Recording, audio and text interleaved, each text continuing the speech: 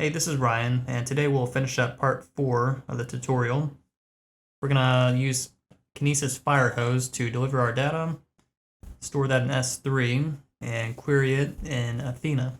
So the first thing we'll do is create an S3 buckets. So go to S3 and create bucket. Call this Wild Rides Data and whatever name. US East 1 and create.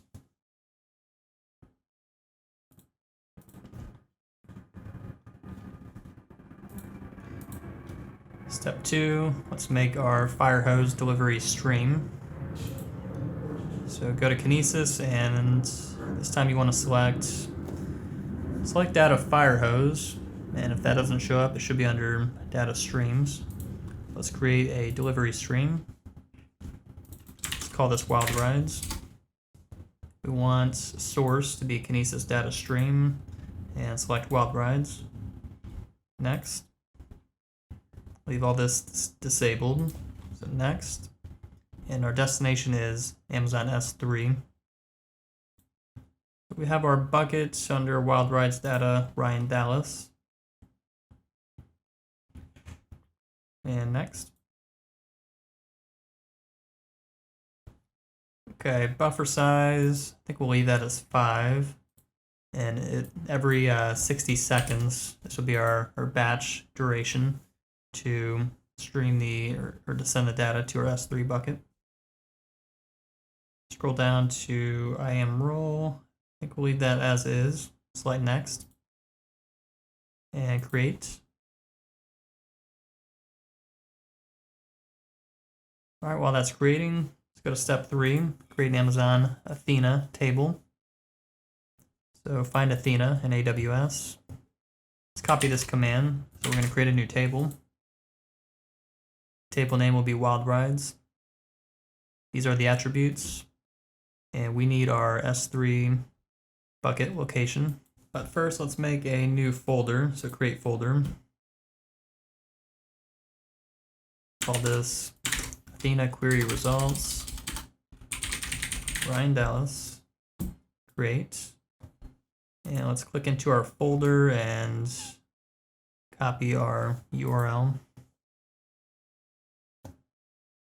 paste that in here, and I'm just going to delete the folder, but leave the bucket location name, and Control Enter to start the query. Okay, so under database sample DB, we have our table, Wild Rides.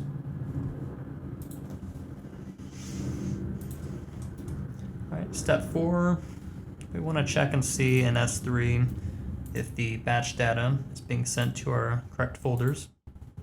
This might take a minute since we have it under 60 seconds. Okay, so here's a new folder, 2021. And here is our first batch file.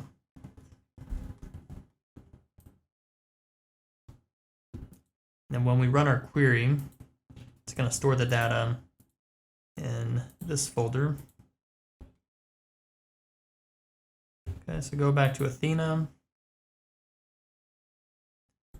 Let's make a new tab so we can do a new query. So let's select all the data from this table. Control Enter.